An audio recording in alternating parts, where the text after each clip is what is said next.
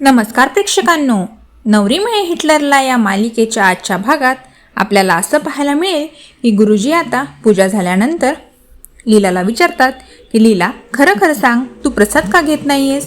का नाही म्हणतेस तू प्रसादाला? त्यावर ती म्हणते की गुरुजी, मी असं ऐकलं आहे की मी जर हे कोणाला सांगितलं तर मला त्या पूजेचं फळ मिळणार नाही. त्यावर गुरुजी हसतात आणि म्हणतात, असं काही नसतं लीला की हे नाही सांगितलं ते नाही सांगितलं तर पूजेचं फळ मिळत नाही. त्यावर ती म्हणते की हो, खरं आहे का? तर ठीक आहे, मी सांगते.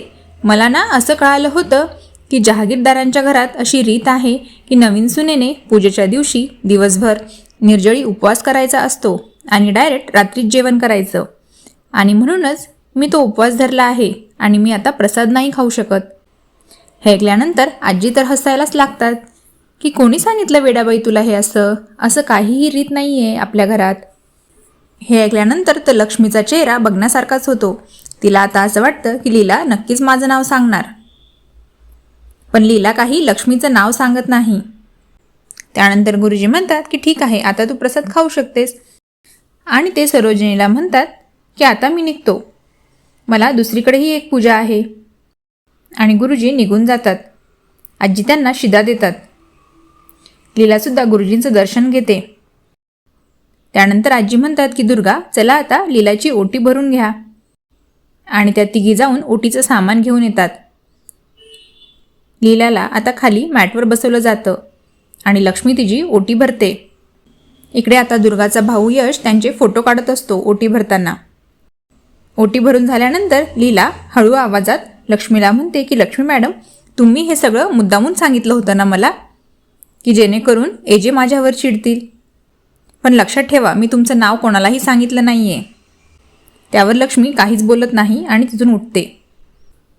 आता पुढे ओटी भरून झाल्यानंतर आजी लीलाला एक छानसं गिफ्ट देतात आणि तिला उघडून दाखवतात. तर त्यात सोन्याचा कोल्हापुरी साज असतो. हे बघून तर तिन्ही सुना आश्चर्यचकितच होतात की हिला आपण चपलेचा हार घालायचे स्वप्न बघत आहोत आणि आजी तिला सोन्याचा हार देत आहेत. तो हार आजी स्वतःच्या हाताने आपल्या सुनेला घालतात आणि लीलाच्या अंगावर तर तो हार खूपच शोभून दिसतो. तेवढ्यात तिथे कालिंदी आणि रेऊ येतात. लीलाच्या गळ्यातला सोन्याचा हार पाहून तर कालिंदी खूप खुश होते आणि म्हणते की किती सुंदर दिसतेय माझी लीला, आणि सोन्याचा हार तर खूपच शोभून दिसतोय. खूप महाग असेल ना? किती तोळ्याचा असेल हा? कालिंदीला बघून मात्र तिन्ही सुना नाराज होतात आणि म्हणतात, तुम्ही इथे कसं काय? कालिंदी म्हणते की सत्यनारायणाचं दर्शन चुकवू नये असं म्हणतात ना, आणि आज तर सत्यनारायणची पूजा आहे म्हणून आम्ही आलो आहे. काही हरकत तर नाही आहे ना? त्यावर आजी म्हणतात, नाही अहो, तुम्ही येऊ शकतात, तुमच्या मुलीचं सासरच आहे हे. इकडे आता रेऊच्या हातात एक डब्बा असतो आणि तो तिला भाजत असतो. कालिंदी म्हणते की मी घरगुती मसाला बनवते ना, तो मसाला घालून मी मटकीची उसळ करून आणली आहे तुमच्या सगळ्यांसाठी. रेऊ, जा आत किचनमध्ये तो डब्बा ठेवून दे. यश आता रेऊकडे बघत असतो आणि दोघांची नजरानजर होते. रेऊच्या हातातून डब्बा पडताना यश तो झेलतो आणि डब्बा पडण्यापासून वाचवतो. दोघेही एकमेकांकडे बघतच राहतात. यश आता रेऊला तो डब्बा किचनमध्ये ठेवण्यासाठी मदत करतो. इकडे आता आजी कालिंदीला म्हणतात की तुम्ही दर्शन घ्या.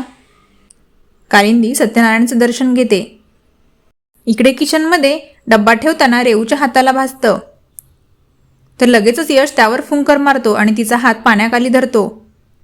तर आता पुढे नक्कीच यांच्या दोघांमध्ये काहीतरी बघायला मिळणार.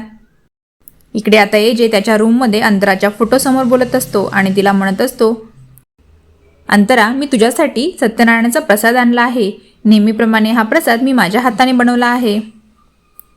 आणि ही मुलगी लीला, बघ ना, तिला साधं एवढंसुद्धा कळत नाही की देवाच्या प्रसादाला नाही म्हणू नये. बरं जाऊ दे, तिचा विषय आपल्या दोघांमध्ये नकोया. ही फक्त आपली स्पेस आहे, त्यात ती नको. इकडे आता तिन्ही सुना किचनमध्ये जातात आणि ताटं वाढायला घेतात जेवणासाठी. इकडे आता आजी म्हणतात की अभिरामला माहीत नाही का की कालिंदीताई आल्या आहेत? नाही, त्यांचा दरवाजा लावलेला आहे. त्यावर आता आजी लीलाला म्हणतात की लीला, तू जा आणि अभिरामला बोलावून आण. आता लीला बोलवायला जाते आणि दार वाजवते. त्यांच्या सगळ्यांचे चेहरे बघून कालिंदी म्हणते की काही झालं आहे का? तर आजी म्हणतात, नाही हो, काही नाही, नवरा बायको आहेत ते, थोडेसे रुसवे फुगणे तर होणारच. लीला आता जोरजोरात दार वाजवते. एजे दार उघडतो आणि तिला ओरडतो की मी दार लावून घेतला आहे म्हणजे मला कोणाशी बोलायचं नाही आहे, एवढं पण तुला कळत नाही का? तर लीला त्याला काहीही न बोलता सरळ आत रूममध्ये निघून जाते आणि एजेला सांगते की तिने प्रसाद का घेतला नव्हता, तिला कोणीतरी उपवास करायला सांगितलं होतं. त्यावर एजे विचारतात की कोणी सांगितलं होतं तुला हे सगळं? पण ती आता शांत बसते कारण तिला लक्ष्मी मॅडमचं नाव सांगायचं नसतं. त्यावर एजे लगेच तिच्यावर खोटारडेपणाचा आरोप करतात आणि म्हणतात की तू नेहमीप्रमाणे खोटं बोलतेस आणि खोटारडी आहेस तू. हे ऐकल्यानंतर आता लीला चिडते आणि म्हणते की मी हा प्रसाद खाल्ला नाही म्हणून रागवले आहात ना तुम्ही, तर घ्या आता मी खाते प्रसाद. आणि ती अंतराच्या फोटोसमोर ठेवलेला प्रसाद खाते. ते बघितल्यानंतर तर एजे अजूनच चिडतात आणि जोरात तिच्यावर ओरडतात, तुझी हिंमत कशी झाली मी अंतरासाठी ठेवलेला प्रसाद खाण्याची? आत्ताच्या आत्ता इथून निघून जा, गेट आउट. आणि त्यांचा आवाज खालीपर्यंत पोहोचतो. सगळे ते ऐकतात.